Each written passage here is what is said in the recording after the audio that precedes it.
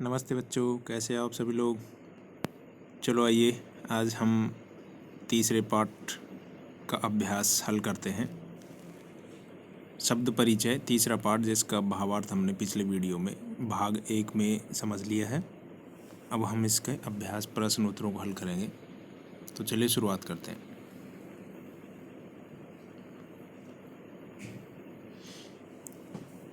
देखिए बच्चों, ये पहला प्रश्न है।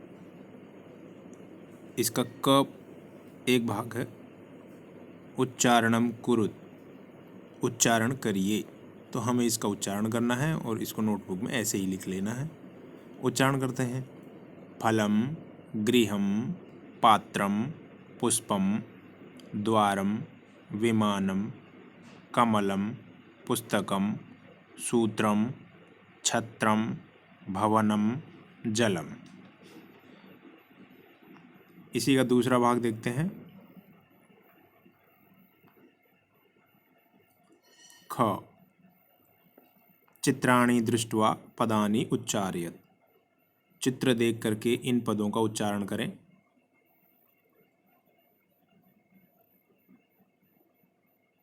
पहला है पर्णम अर्थात पत्ता, क्रीडनकम खिलौना, नारिकेलम नारियल, संगणकम कंप्यूटर, वातायनम खिड़की, सोपानम सीढ़ी,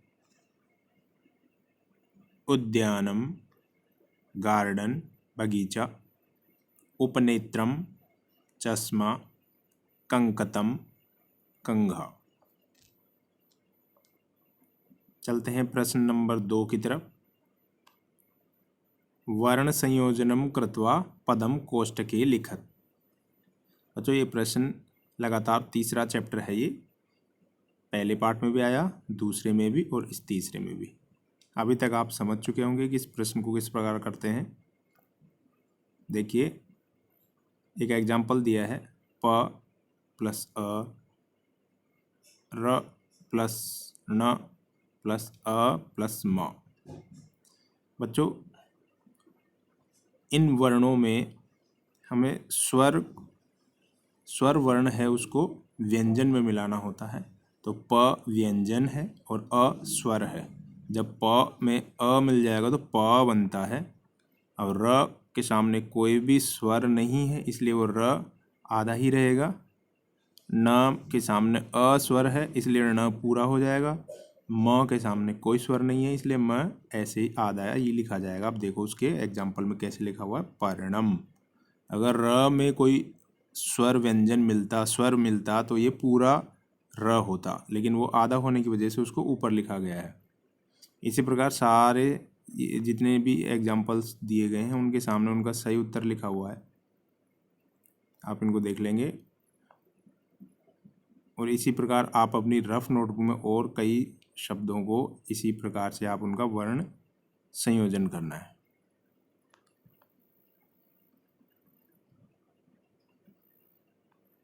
ये उसी प्रश्न नंबर 2 का दूसरा भाग है।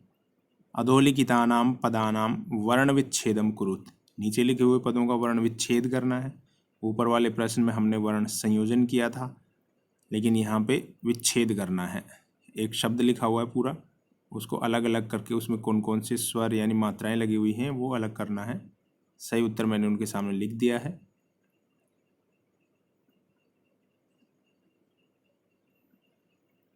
प्रश्न नंबर 3,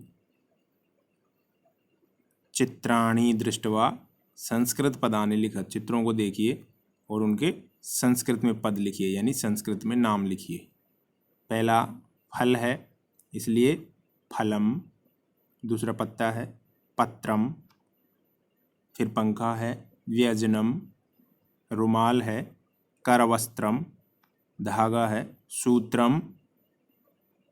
छत्ता है यानी अम्ब्रेला, छत्रम।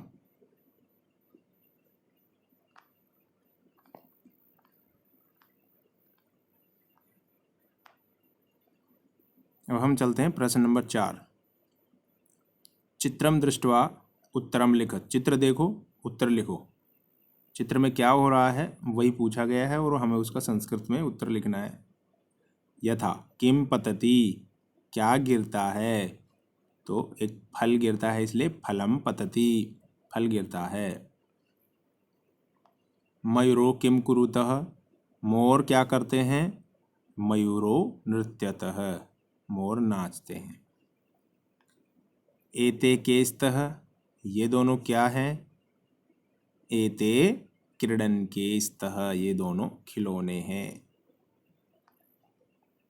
बालिकाः किम कुर्वन्ति, बालिकाएं क्या कर रही हैं, बालिकाः पठन्ति, लड़कियां पढ़ रही हैं। कानि विकसन्ति, क्या खिल रहे हैं, पुष्पाणि विकसन्ति, फूल खिल रहे हैं, पुष्पाणि फूल।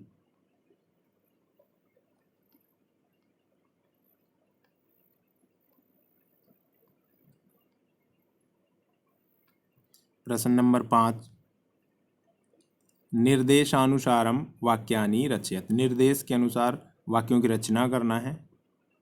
कुछ वाक्य लिखे हुए हैं, कुछ सेंटेंस लिखे हुए हैं, उनके आगे उनका निर्देश दिया गया है, ब्रैकेट में निर्देश दिया है कि उसको क्या करना है, किस में परिवर्तन करना है, उसी के अनुसार हमें उसका सेंटेंस लिखना है। देखो यथा में अर्थात उदाहरण में दिया है एतत् पतति, बहुवचन में बदलना है तो पहले एतत् का बहुवचन एतानि, पतति इसका बहुवचन पतन्ति। ऐसे ही हमें एते पर्णे स्तः, इसका बहुवचन है एतानि पर्णानि सन्ति। मयूरः नृत्यति, इसको बहुवचन बदलना है मयूराः नृत्यन्ति। एतानि यानानि, इसको द्विवचन में लिखना है तो एते याने। छात्रे लिखतः, बहुवचन में लिखना है छात्राः लिखन्ति। नारिकेलं पतति, द्विवचने तो नारिकेले पततः।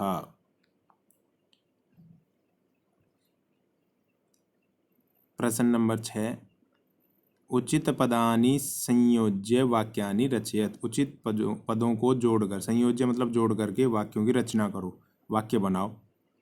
तो सही उत्तर को मैंने सही उत्तर के सामने उसका मिलान किया है, मैच कर दिया है। आप उन दोनों को आमने सामने करके अपनी नोटबुक में लिखेंगे। जैसे कोकिले कूजतः, पवनः वहति, पुष्पम विकसति, खगः उत्पतति, मयूराः नृत्यन्ति, सिंहाः गर्जन्ति।